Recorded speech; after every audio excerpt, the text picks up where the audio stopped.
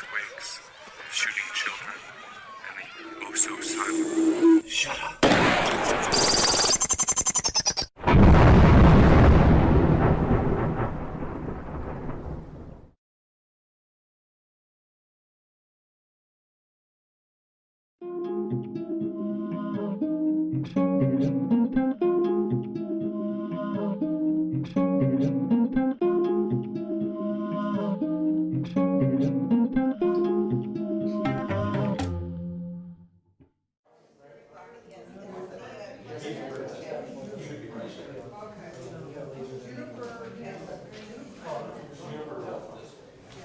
Okay, this is Diana Rocket from CAL FIRE. She's here to speak to us on disaster preparedness and the CERT training. CERT is Community Emergency Response Training, and she'll probably explain it much better than I will. So let me get her presentation. And just to clarify, my name is Diana Rocket. You got that right? But I'm actually representing CAL FIRE / Riverside County Fire. My employer is actually County Fire, but CAL FIRE being our parent organization. So that's why I didn't want them wondering why he has one patch and I have another patch.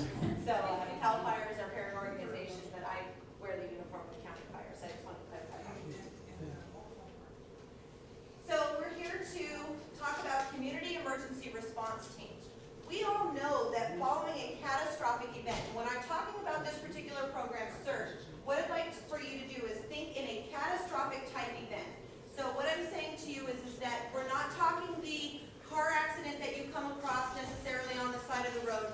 We're not talking the fender bender that you see at the grocery store. We're not talking that. When we talk about community emergency response team, really what we're talking about is training you as community volunteers to respond and be like the first responders following that catastrophic type event. So we know that following a catastrophic event, whether it be a major earthquake, that's generally kind of what we think about in this area, but it could be a number of other things. We have a large-scale, significant type event. We know that the first responders are going to be overwhelmed very, very quickly, especially following a catastrophic event. What we want to do is give you folks the training so that in your areas, specifically this area, Lake Matthews, Gavilan Hills, the area out here, you're very rural out here. So it's going to be time before the first responders can get to you. They have priority, what we call call down. They know that following that catastrophic event, they know where they need to be initially. Schools, hospitals, senior care, skilled nursing type facilities, those types of things. And then they're going to try and get to you all. But they're going to have priorities. You heard the deputy say earlier that there's prioritization that takes place. Same thing happens on the fire department side. Everything is prioritized. If you call in and say, my cat's stuck in a tree, that's going to get a lower priority level than somebody that's been in a car accident and there's blood. Not that they won't come out and necessarily check on that cat in the tree. I don't know if they do that anymore, but the priority is going to be different. Same thing following a catastrophic event. So what we're going to do is we're going to talk about how you, as community members, can get the training and help yourself through this. So what we do is we educate people about disaster preparedness, about what you can do before the disaster happens. That's kind of 80% of the plan there. If you can take the steps to handle the disaster preparedness, to be self-sufficient following that catastrophic earthquake, you're already going to be a lot better off than your neighbor who has no supplies, right? One of the biggest misconceptions about disaster preparedness is that it costs a lot of money. The reality is it does not have to cost a lot of money. There is some investment that would need to be made. For example, water. Most of us don't have, we have maybe a case or two, maybe a few cases of water on hand at any given time. But in the big picture, do you have enough water on hand for you, everyone that lives in your residence, your animals, and for how long? It used to be we used to tell you for 3 days. Now, honestly, it needs to be a lot longer. Some will tell you a week. Our office, we try to educate at 2 weeks, minimum. Okay? Because we don't know what's coming. If it's a catastrophic earthquake and the roads are down, do you have any bridges in the area? Do you have any things that could fall and cause for the roadways to be impassable? Absolutely. We all do. Big boulders could come down, mudslides. Secondary events could be triggered by that initial event. So don't always just focus on on the earthquake, think about what things could happen as a result of that earthquake. So when you think a catastrophic event, it's not just the ground is shaking and now it's stopped. It's all of the things that come with that. Specifically in an area like this, you heard the deputy say that you folks live in this area for a reason. We know that. But also to that end, it makes it a little bit more challenging for us to get to you folks as quickly. When you have the masses, chances are those fire stations and all that, the masses of those are in the metropolitan areas. Yes, you have a fire station here, but for most of you, this fire station is probably the closest station to your home, right? But from here, I'm guessing that for some of you, you're still quite a distance away from this being your closest fire station. So just some of those things that you want to think about. We train you in basic disaster response, and again, we're talking disaster response. We're not talking that, you pull up on a traffic accident. No, that's what we have first responders for. We're talking when those first responders are taxed beyond the normal capabilities. We teach you basic fire suppression, and the reason I say basic fire suppression is because we teach you on what we call a tutor system, and basically what we want to teach you is how to use a fire extinguisher using the pull, aim, squeeze, and sweep method. Most people have never even gone through that process of using a fire extinguisher. What we do is we give you an opportunity to go through that process, learn a little bit about fires, how to extinguish a fire properly, things to do, things not to do. So it gives you an opportunity in a hands-on environment to do that. But again, we're talking a small trash can type size fire.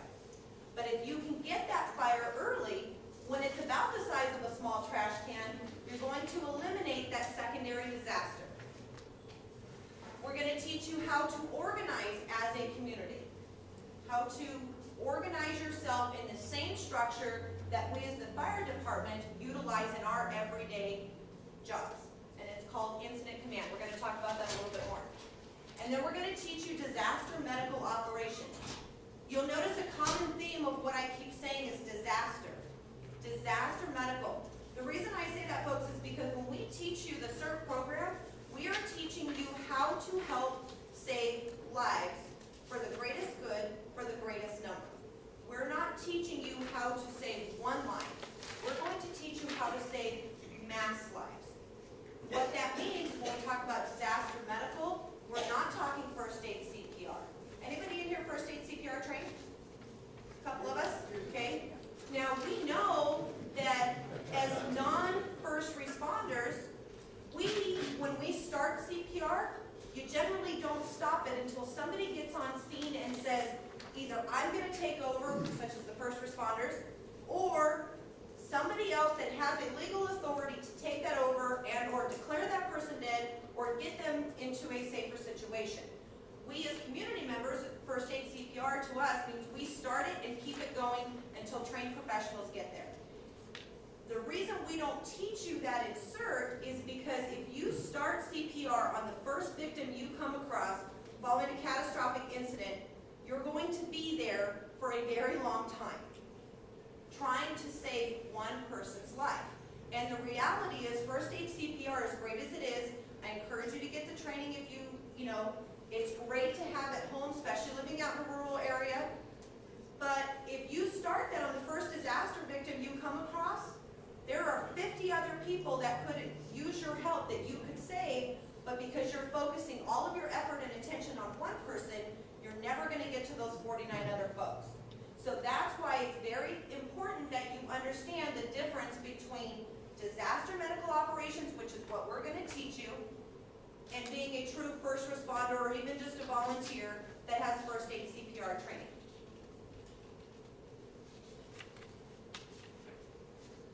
So CERT, just a little history, it began back in 1985 in the city of Los Angeles. Everything seems to start right here at home.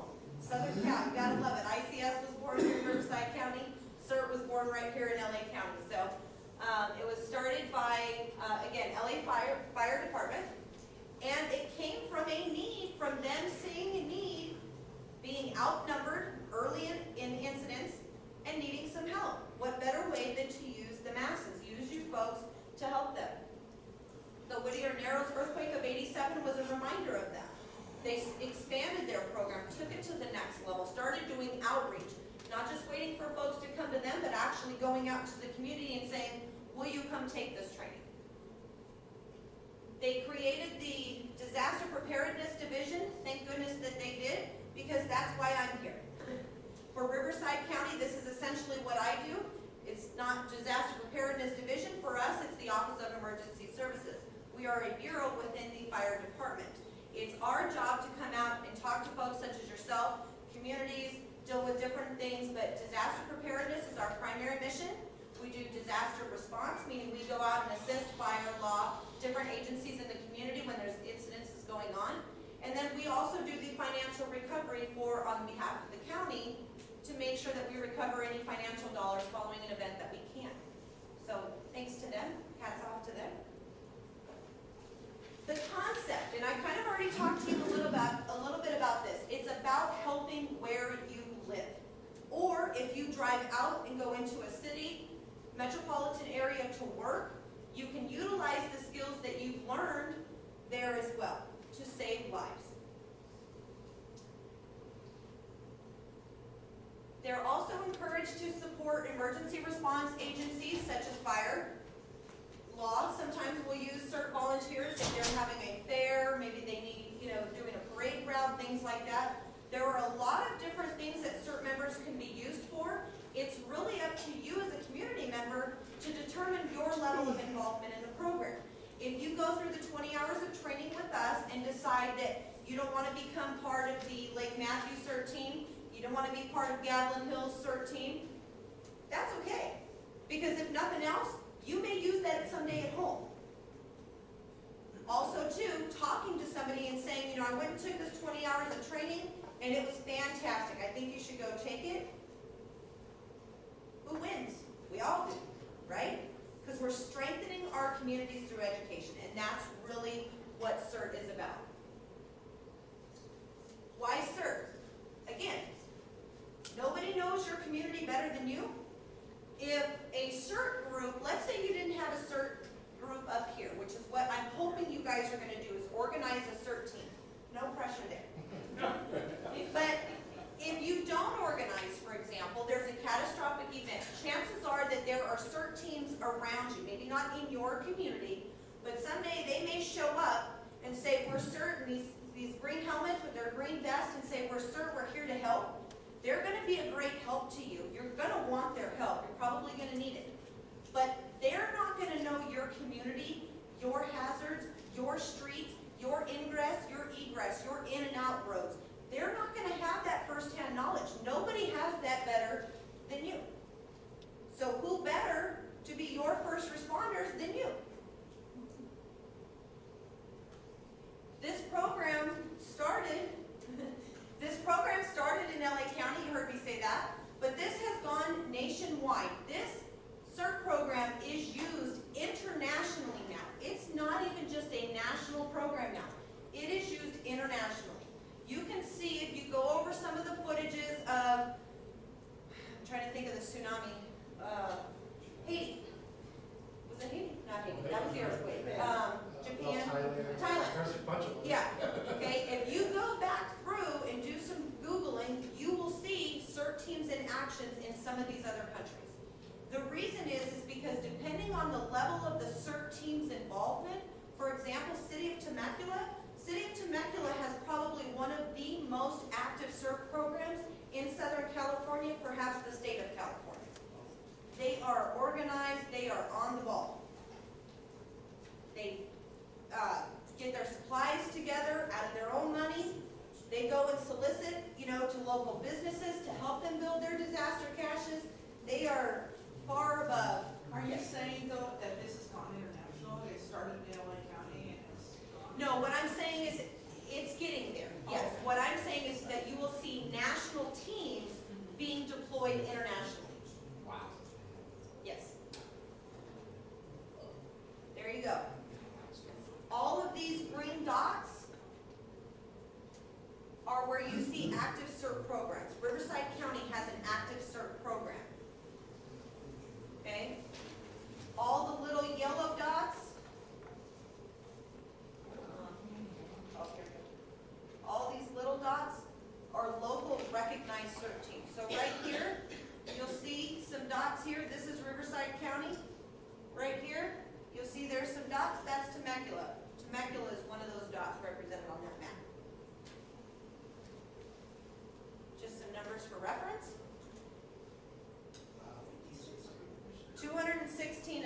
California.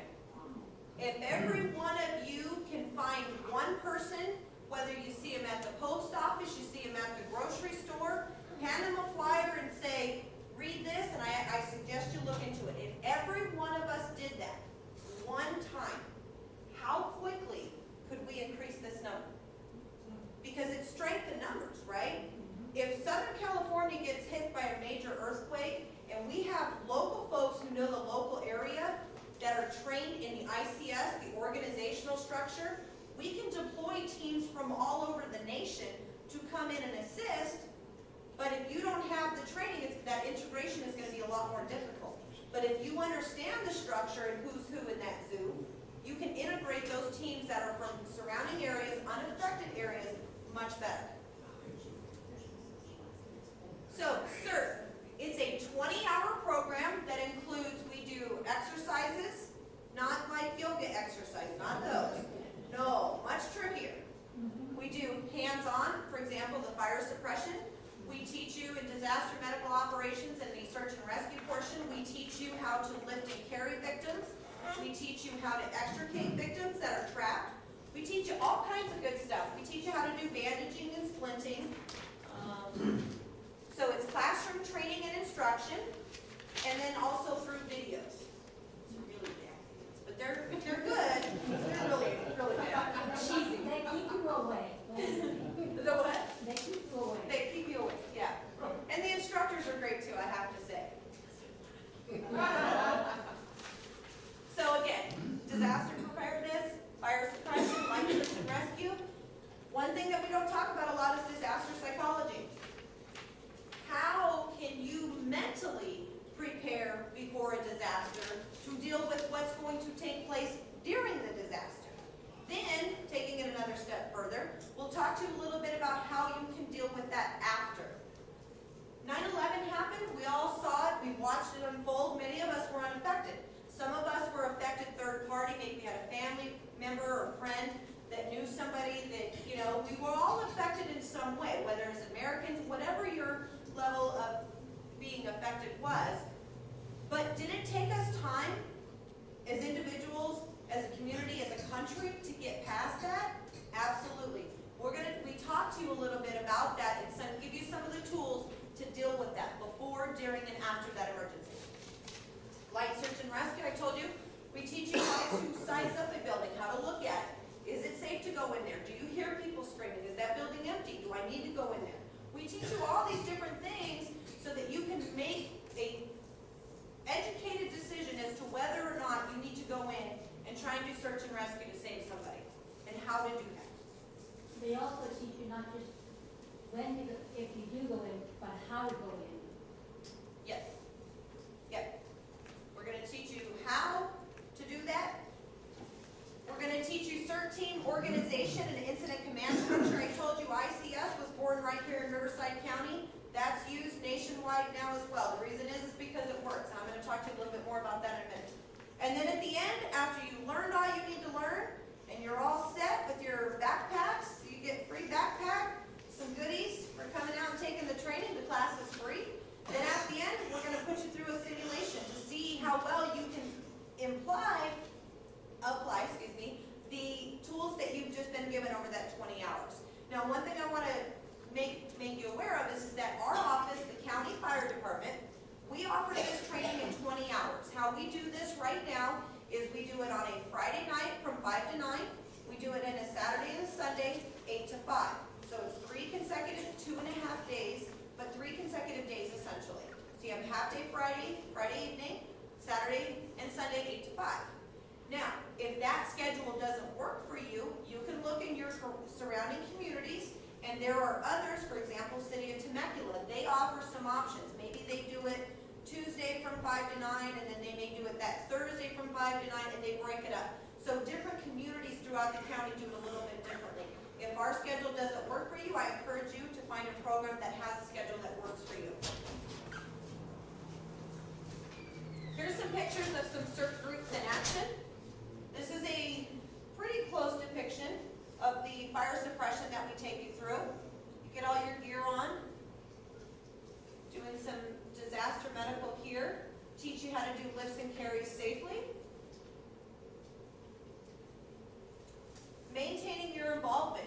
Once you've taken the training through the county, you are a trained CERT member.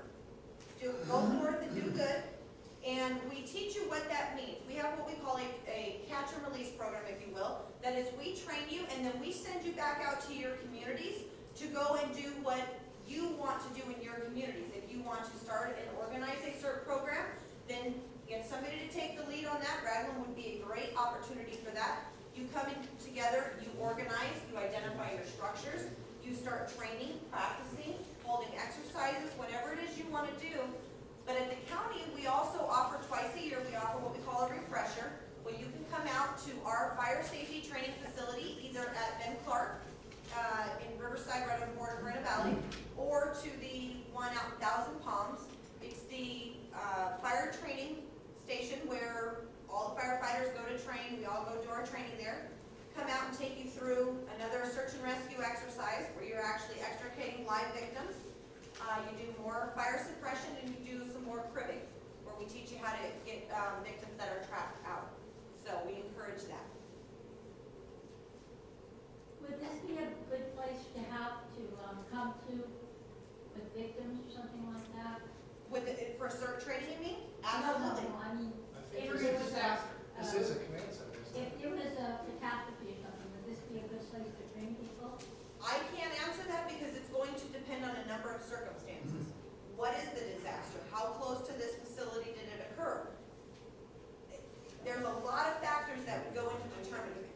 The best thing that you could do at the time is pre-plan that this is a rendezvous point, and you get here, you size up the building. I know you've taken CERT, so I know you know how to do that. So you would size up the building, and together with your team, you would make a decision if this is a useful, safe facility for you to use. So it's about readiness, helping people. We teach you, obviously, the techniques that are going to keep you safe, keep your victims that you're trying to rescue safe. The motto is doing the greatest good for the greatest number. You heard me earlier that we don't teach first aid CPR. Because if you walk into a room that's got 50 victims in it, and you stop at that first victim, do first aid CPR, you've got 49 people that you're leaving in jeopardy. So what we do is we teach you in 30 seconds or less how to come in, assess a patient, determine their medical status, and determine if you need to do more with that person and get them out to the treatment area, or if you need to tag them dead and move on. In 30 seconds or less, we will teach you how to do that. Yes? So if they do need CPR, I mean, so what do you do? I mean, get somebody else or, Change your mind. Take off the today hat. right? Catastrophic event has just happened. Right. The ground is still rumbling from time to time. You're hearing screaming all around you. There's a lot going on. You're hearing hissing from propane. You need to turn the wells off. Whatever you have, think of all of that. Start to get in that mindset. You have one person that's not breathing, but you have 49 other people in that room screaming, "I'm trapped, help me." Oh. Greatest good for the greatest number. It takes you outside of that comfort zone. It takes you outside of what we would think on a day-to-day basis. And again, the reason is the greatest good for the greatest number. That's why we teach you in 30 seconds or less to make that decision. What happened here? Oh, the shroud? Yeah, what happened? There was a U.S. Forest Service, When was it? a few days ago, I don't remember exactly what day. Was it part of the, was there a fire happening? There was, and a tree fell. So 28 years old. So making rest in peace. So back to this. So greatest good for the greatest number. Now some of you may be thinking like, oh, I don't think I could do that. I don't think I can see this or that, or I don't like to look at blood, and I don't like to touch different people, and that's fine. Because in CERT, there is something for everybody. Even if you don't want to be in the thick of things, you don't want to run into that building and help get people that are trapped out. It doesn't matter. There is something for everybody. Whether you can sit there with the victim in the treatment area and hold their hand and, just let them know that you're there if they want to talk. Maybe you're good at writing. Maybe you don't want to deal with people one-on-one, but our IC, our incident commander, is going to need somebody to take notes for him. He's going to be making lots of decisions, lots of things going on, people going in the building. Maybe you don't want to actually do the hands-on, but you can write. Maybe you're gonna go in and be a scribe for those that are going in, and you're documenting what you guys are finding in that building. So there is something for everyone. Maybe you're really good at organizing, maybe being outside and just organizing the treatment areas, setting up who's gonna go where, maybe that's for you. Doesn't matter what your limitations, capabilities, abilities, doesn't matter. There's something for everybody in this program. That's good, because I'm thinking I would just be in a panic. But once you get the training, You're right, you know, Yeah. I'm just, okay. you know, For everybody, even the person that would be. yeah, because maybe what my job is to let you go run over there and have your moment and get it together. And then you're gonna come back and I'm gonna say, are we good now? Yeah, let's get to work. Maybe that's my job. But there's something for everybody, and we're all gonna be overwhelmed, right? You ask first responders after a catastrophic event, we all have to kind of just sometimes take a, And we'll okay, be dealing with people we know, which might be. most likely in your community, right? You know, and that's another element, but that's getting into disaster psychology. I don't want to get into that too much, but yeah, okay? But even us in our day-to-day jobs, I'm not a firefighter, and I don't want to pretend to be one. I'm an emergency manager, but I know enough firefighters, I'm sure the captain can tell you, that sometimes you look out and you see what's in front of you and you feel a little overwhelmed. They'd probably be lying if they told you they didn't. You have to strap up your boots, take a deep breath, remember that you've been given the training, and go to work. So when we talk about organization in a community such as this, like I said, RAGLM would be a great start for you guys because you have an organized group. Now it's just about organizing a certain team. So this is a great opportunity, a great foundation for that if you guys decide. Again, even if you don't want to be a part of maybe RAGLM CERT team or an organized team, that's okay. Go get the training, and at least you'll have it for yourself, your grandkids, your family. Get to know your local first responders. Boy, you guys are pretty plugged in here, right here at the station. Brand new station, right? Sometimes a little too much, maybe. And they get a restraining order too. But that's nice because a lot of communities don't have this type of connection with their first responders. And a lot of that in the city, I think, comes from, and Kevin, correct me if I'm wrong, but a lot of that comes from people get caught up in their own lives in the city. We get so busy that we see them there and we take for granted that they're there. Out here, you don't take that for granted probably as much. So you appreciate when they come and they sit in your meetings and have input and are involved in that process. So that's great to see. So just a brief introduction. I don't want to belate you with this and put you to sleep. I know it's getting late, but this is one of the components that we teach in CERT. It's the incident command system. It's used throughout fire. Many, many agencies use this, but it teaches you how to organize very, very simply. Rather than reading the slides to you, I'm just simply going to say this. Most of us use ICS at home every day. We just don't know it. Do you have a finance manager at home, somebody that's in charge of the bills? Do you have somebody that's in charge of going to the grocery store, picking up the dry cleaning, make sure there's cat food? Yep, that's logistics over here. What does man do? You're walking home today. I'm out. It's all right, I have 5 sisters. And being in uniform, I'm not allowed to comment. I'm so sorry, That's all right, we know which side you're on. It's okay. So anyway, so you get the concepts of that. Planning, who's the one that sits down, like I don't know about you guys, I usually sit down on Saturday or Sunday and I plan out my menus for the week because I don't want to be thinking about it at the last moment. Okay, your planning section sheet right there. So we've got logistics, planning, oh, and then there's the person that actually has to go to the store and pick up the dry cleaning. There's that person, right? Somebody's planned it. Somebody is the person that's responsible for once it's there, managing it, all that. That's logistics. And then you have the operations section, which are the doers. They're the ones that actually go do it. Okay? The boots on the ground, if you will.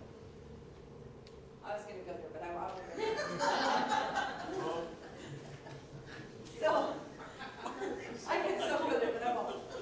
She's digging it, boy. I'm in trouble.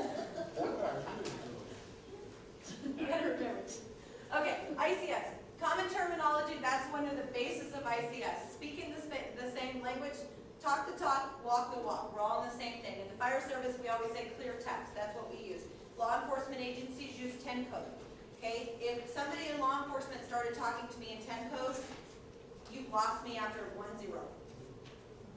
Okay, but in fire service, we use what we call clear text, and that is I'm going to say exactly to you exactly what I mean. Certain things you have to know what they mean, what does available mean versus out of service, and things like that, basic stuff. But for the most part, we use clear text. Chain of command, boy, that could be challenging sometimes, right? Who's in charge? Sammy, you want to answer this one? Don't go there. It's all right, we're married. We know. I run into that a lot because a lot of CERT training people are husbands and wives. Oh, yes. They have to decide who's the boss. Well, let me. We could so have a different conversation offline. There's a camera in the room, a captain sitting back there. We're gonna take our shirts off, huh? Okay, yes, but even honestly, even in just everyday life, we all have our personality types, right? I happen to work with 5 other folks. 4 of them are females, 1 of them is male.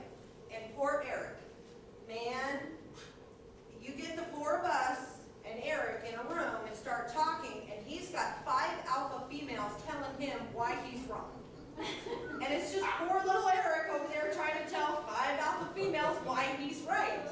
It doesn't always work well, right? But so we're going to give you the skills and the understanding, the training to understand how to respect chain of command, how to determine that chain of command, and how to influence a positive work back from those that are under you in your chain. Or if you're one of them under that chain of command, you're not, you're not the boss, you're a worker bee. You're down in the ops section down here doing search and rescue. You've got 2 people at least that are going to be above you. How to respect that chain of command, because it is very, very important, especially in a disaster type situation. If people start going outside, what we call going outside of their lane, or what we call mission creeping, where this is me, you're over here, why are you doing what I'm doing over here when you're supposed to be over here? We teach you and train you how to change your mind to stay in your own lane. This is a brief overview, okay? I'm not going to say this, but yours. So here you have mom.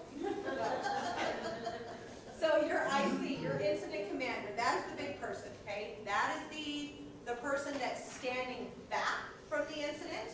They are not a hands-on person. Their job is to oversee the section chiefs and maintain that big picture idea. Operations, we talked about the doers, the boots on the ground. They're going into the building, they're putting out the fires. Logistics, they're going to get the stuff. They're going to go around and collect cardboard. And whatever you folks need for splinting, whatever it is, they're the getters. They're going to go get it. Planning section, they're going to make sure that you have enough staff for the next 24 hours. Who's going to do that? Organize that. That's them.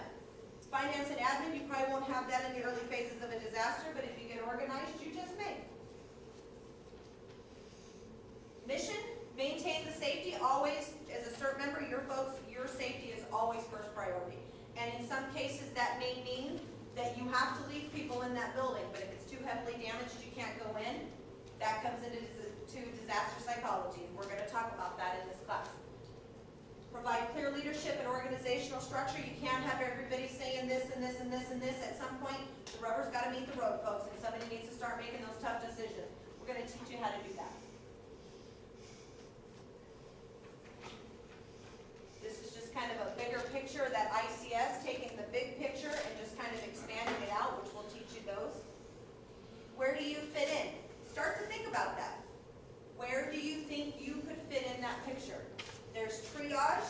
Those are the people that are going in and making that 30-second rapid assessment based on the criteria that we train you on. You think triage, going in and just quickly, okay, this person's dead, let me tag them dead. This person is immediate, let me tag them. Is that something? Do you want to go in and be the lifting carry? Do you want to, that's what I like to do personally. I want to go in, I want to do the lifting. I don't want to do the other stuff, let me do this. Maybe some people want to be in the fire suppression. Maybe that's where your interest is. Think about that.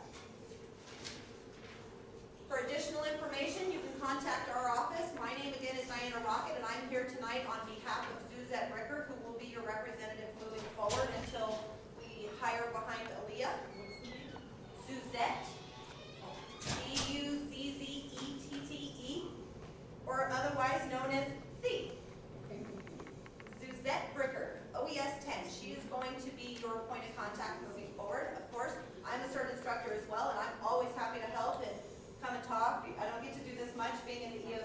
primary job is back at the office, but, so I always enjoy doing these things. But you can reach Suzette here at 955-4700. You can visit our website at ripcocert.org. You will find every CERT class throughout the county, whether it's a county-offered class or a city-offered class on this website. Yes? I have an earthquake question. Okay, I'm going to do my best. The San Andreas Fault is north of San Bernardino, correct? Well, Once no. along the top of San Bernardino? Parts of it. Parts of it, yes. Okay. But there are parts of Let me it ask you in this. Riverside County as well. What fault is there that affects this area up here? That's a great Is question. that the San Andreas, or is there another one I don't know about? The San Andreas And when is, was the last one that was felt here, say above .5, let's say? Well, That would we make had a difference. we had a 3.1 this afternoon out of Redlands, and I felt it Riverside. Okay, 3.1 then. Which one was But that was out of Redlands, so, Pardon me? that was out of Redlands. So Sorry. I don't know what fault that was on, but I was in Riverside and felt it. All right. So to answer that question, the three major faults that we have here in Riverside County, and we're fortunate because we're one of the worst as far as earthquake faults. We have the southern San Andreas, which runs along the 10, goes into San Bernardino, and then continues on up. And it does break a few times throughout, but for the most part, it's almost continuous. But it goes all the way out past LA County. Now, I'm not a geologist, and I don't want to pretend to be one, but I've heard Dr. Lucy Jones from USGS, the United States Geological Survey, talk enough to know that that fault usually has a major rupture every 150 years. Okay, we are 300 years since that has had a major rupture. I'm not standing up here telling you that the southern San Andreas is going to rupture and you should worry. I'm not saying that. I'm just stating a fact. If you looked on the USGS website, you would see that same fact listed. I'm not telling you to become preppers, and I'm just stating fact. Secondly, we have the Lake Elsinore fault. Okay, I don't have a map up here, but you can imagine it runs kind of through Lake Elsinore. Now that fault is not as long as the southern San Andreas, and it's also not as deep. So what that means is that the likelihood that if that were to rupture, it was not going to rupture at the same magnitude that the southern San Andreas could produce, because it's not the same size of fault. The depth is different, the length of it is different. The San Jacinto fault, much like the Lake Elsinore, is a shorter fault, but not as deep as the southern San Andreas. Now, you all can do your research, but if you look, researchers from the USGS say that they predict that the probability is that the Lake Elsinore or the San Jacinto fault is more likely to rupture at a lower magnitude before there is a major rupture on the southern San Andreas. So for what it's worth, I'm not a geologist, like I said, I don't want to pretend to be. You can all do your research, but if you go to the USGS website, that's what they're going to tell you. And I think to answer his question, I've been on the website many times, and there's no false in this area. And who are we gonna blame? The wife. No, there's no fault. It's not her fault. Yes. I just wanted to say that you were talking about the San Andreas, and I live in Hemet, and just right over the hill is Palm Springs in Coachella Valley and the Salton Sea. And if you're interested in getting some information on that, if you haven't been to UC Television on YouTube, there's a full length, or it's about a 45-minute lecture by a geologist from the Cal system, and it was done about 4 years ago, and that's exactly what he said. That they're 100 years overdue for a 6-foot move in that fault. And the problem that they were describing is, what they did was they took, it's not sonar, it's actually HARP technology. They use ELF waves, right? So they were following the fault to see where it went across through the Salton Sea. Well, the fault goes right through the middle of the Salton Sea. So they're talking about building a dam in the middle of the Salton Sea, right on one side or the other of the fault. That way, if it goes, only 1/2 of the sea will evaporate. In theory. In theory. And the problem is we all know how the wind travels through that area because of the windmills. But that entire Imperial Valley has been draining into the Salton Sea since, you know, the early 1900s, and it's full of pesticides. And they're saying that if that lake ever dries out and you get those winds through there, that silt's going to blow through, all in through, you know, it's going to, that coal corridor, whichever way the wind's blowing, it's going to take all that dust, and we're going to have huge respiratory illness. But it's on YouTube. If you just type in the Salton Sea earthquakes, the guy goes into detail about the faults. Pretty good. Thank you for sharing that. So with that, my presentation is complete. I hope I've given you a pretty good overview of CERT. Hopefully I've said just enough that you're all going, yeah, I want to take that. Hopefully then I've done my job. Okay? As a CERT instructor, I hope to see some of you out at a future CERT class. So go on the website, give us a call. And with that, thank you for your time. I appreciate it. I'm going to let Captain Bingham come up and give us some quick incident updates, some statistics and stuff he has for us too. I did want to mention also all that information will be on our website. We used to put them on there as past meetings, but we've been fortunate enough to have Joe Scarafone from Hemet TV start filming these for us. So all of our meetings now are on YouTube, YouTube.com/Hemet TV. You can find them all there, so check them out there. You can also get it from the link from our site with link to it. So, Thank you yes, again. thank you, I Dan. I appreciate appreciate it. it, absolutely. Do you need anything else before you go? No. Okay, if I take this train, do I need a crowbar? Yes. There. Oh, that's what I tried to mention that briefly earlier. If you come take the training, you get the free backpack and all the Well, I goodies got inside. 12 of them already, but you know. I think it's called a wonder fire, actually. Yeah. You get the true crowbar. All right. Go ahead. Multi-purpose tool. This is our local, if you guys don't know who this is Tim Bingham. He's our local fire captain here at Station 4. So. On Wednesday, Thursday, Friday, so I catch all the RAGLM meetings.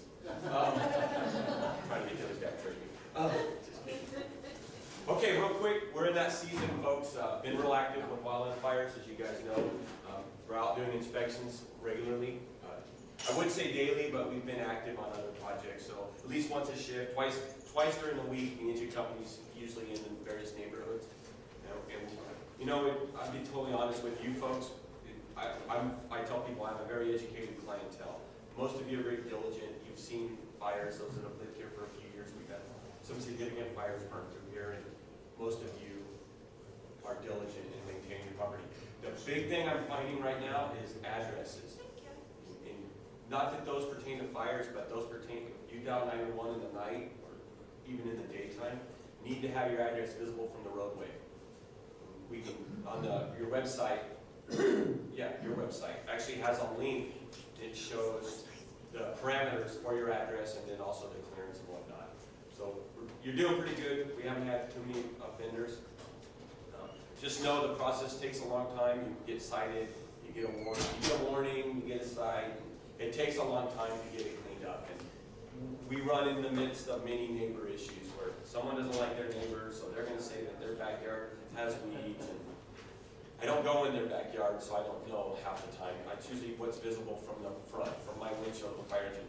Okay, that being said, you guys are pretty simple on that. Now, what I have here, and we're going to start doing this every meeting, is statistical analysis. Everything runs on computers and satellites and databases and whatnot now. And it's really cool. It's the first time I pulled it up. But for the calls here in Lake Matthews Rural area, which for my engine company, we cover 62 square miles. It's very long. It's very fun, actually. I very much like it. I think it's a neat dynamic. It's for experience-wise for the fire engine. We have really good paramedics on our fire engines, and we've been challenged here. But look, we're getting to your houses under 10 minutes. 17. It actually comes out to 47 plus 24. Someone help me out. Should have a calculation. Yeah, I just saw that backwards, right? 71. 70% of the time we're getting to your residences less than 10 minutes. Now I have areas and streets that I know I'm at 10 to 12 minutes, but statistically it comes down. And those of you, Estelle Mountain, Wild Onion, Galvin Springs Ranch, there's just no way to get there quickly. You don't go up there though, do you? Yeah, that's all us. Oh, yeah. Okay, it's not like, it's not, over the hill at, There's no fire engine access from the Lake Elsinore side or the Temescal Canyon side. so you go up there. I go all the way down there. Oh, so that's, they had to wait for Lake Elsinore or somebody would die. No, when you come up, if you're familiar with El Toro Road, or Lindell that comes up out of Lake Elsinore, that hits your furthest southeast area of your community. But they don't use that as a route. So I get there much quicker. Myself or the engine out of Good Meadow or Good Hope. Richard don't do our, which is Wood Road and Calvin. One of those. I do. Which is now working. It's broken in there. Malcoa But Amnesty. breaks me, and I do all of Avenue A, B, or C, D. Yeah, pretty active. We haven't gotten out there for inspections yet. There's this one address that they can never find the house, and they're on Wood Road, but there are mailboxes on Craigslist. And so They have an alarm we're system. always got Craigslist saying, they're over there. Left on first left, swinging around. I know what you're talking about. But Price House. They always run out and meet us, and then they also give us directions. You'll have trouble finding the house. They actually tell us that. Wow. Well, she just died, so now the house is going to an She had the alert thing. That's how I know. Oh, yeah. The life alert. Yeah, she just died on the 3rd. It's a bummer. We go all the way to the high school. And a little bit of Parsons Road, which is just past the high school, Cole, and then those old neighborhood park. Yeah, we have a large roller. Someday Markham will go through and it'll be quicker for all of us. Okay, so we can talk about that later. Let's got the paper. So we're doing really good on response times to most of your areas. It's pretty neat. It breaks down how many calls we've had. I did a month. We did in this community here 80 calls in a month. And that runs a gamut from public service assist, where someone needs help, or an alarm system, all the way to a medical aid. But one thing that concerns me this past month that I don't like is we're using the jaws of life a lot. And I don't like that. That's one thing when I transferred back here, I said, man, I wish we never had those kind of People accidents. are driving crazy. Yeah, and it's not the residents, hardly ever do you see someone that has an address locally. It's someone passing through in a hurry, but just so you guys are diligent, give them space. If they want to pass you, just slow down, let them pass you. Don't race up or. So that's the one thing that bothers me. We seem to be having those car accidents too regularly. No wildland fires in our area yet. We've been really lucky. And I say yet, and I emphasize that. And the shooting, Mr. Roth, we always hit May and June out as going out Dawson Canyon on illegal shooting. We get fires out Dawson Canyon quite a bit, or Santa Rosa Mine Road area. So we're doing good. We're having fun. I'll have a new paramedic next month, and I'll probably bring a young man in here or a young lady and make them meet you folks. Because they'll actually be a very new hire in the department, and it's very nice to say, here's the community group you serve, and then you guys eat them alive. It builds thick skin. Are you saying we have a reputation? You know we will, so I'm not too worried about you ever finding us. But what we have suggested and thought about is, at night, it's almost impossible to find some of the places. And we thought, if you go out to your car and put on the emergency lights on the car and let that blink, at least they've got something to look for, instead of driving around in the dark looking for an address, because that's almost impossible to do. And we have, and there was so many calls where we were over 3 calls over 20 minutes, which means it's probably a different engine company crew here that didn't know the area. And like your house would be really hard, It'd be impossible. Because where you have Roth Road, you also have a gate, a street in front of you that you would think is Roth Road.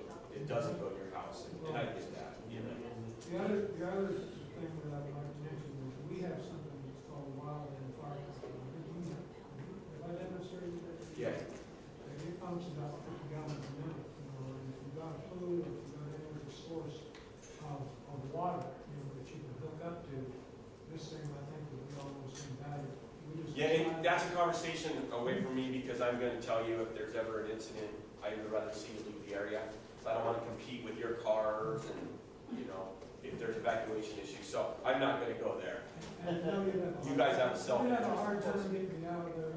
I know. I'll be in the pool or somewhere.